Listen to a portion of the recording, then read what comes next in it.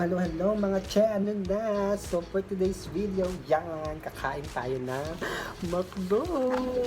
McDo. Diba? So, pero we got this, nang naka-makeup yan. Diba? Titingnan natin kung hanggang saan ba yung kakayanin. Ang kapal pa ng lipstick ko. So ngayon, simulan na natin. Tingnan natin kung saan kakayanin lang. So ito yung kanin. Ay. So, yan. Kapag gutom na rin.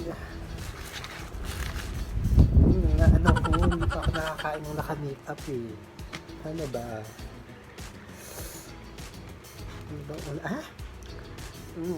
Ang hirap kumaan.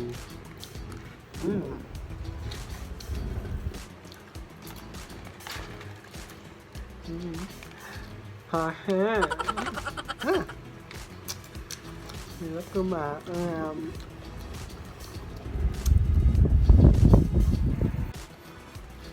Oh, yan.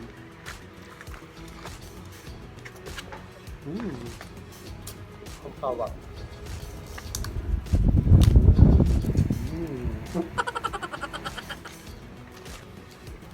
So, yan.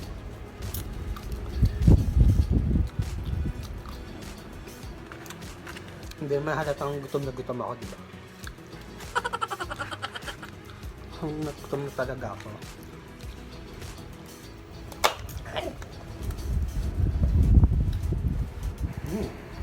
Oh my gosh.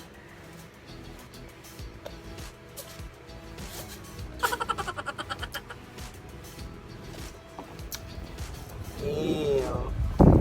Tapos hindi kumain ng lipstick, naka-makeup.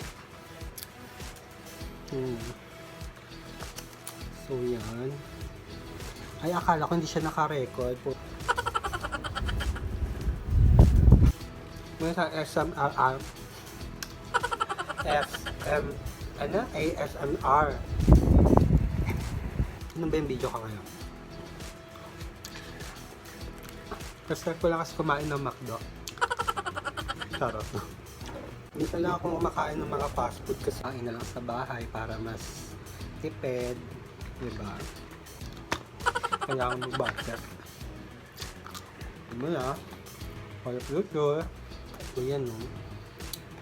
Yung makeup ko. Yung shadow na. Ow!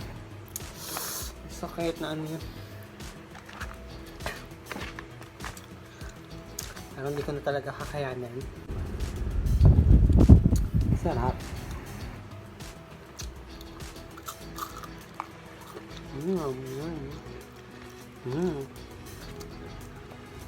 Ang nakakain ko yung lipstick. Nalalasahan ko na siya dahil hindi halo-halo na.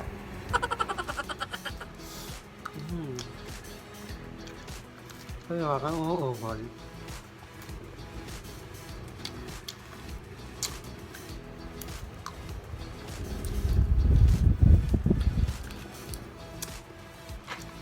Pero sa totoo lang, ang mas gusto ko, Jollibee.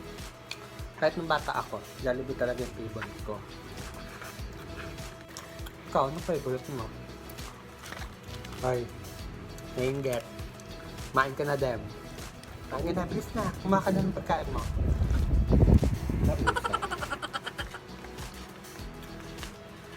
Hindi naman ako nagmamadali kumain. No? Kalok.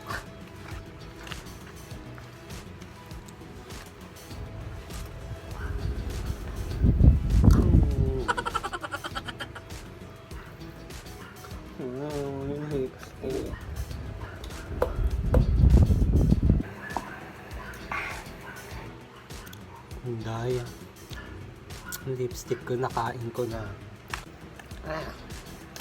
Ay po.